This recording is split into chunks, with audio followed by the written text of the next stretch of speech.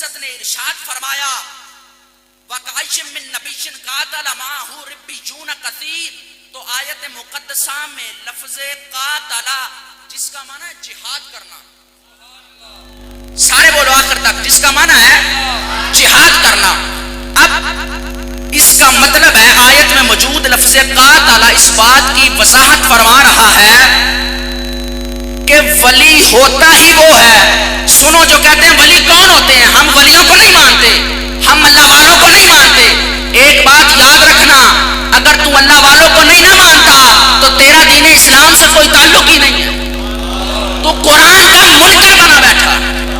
اور قرآن کہتا ہے قاتل معه ربیون کثیر، ولی کہتے ہی اسے ہیں جو نبی کے لیے جہاد کرتا ہے.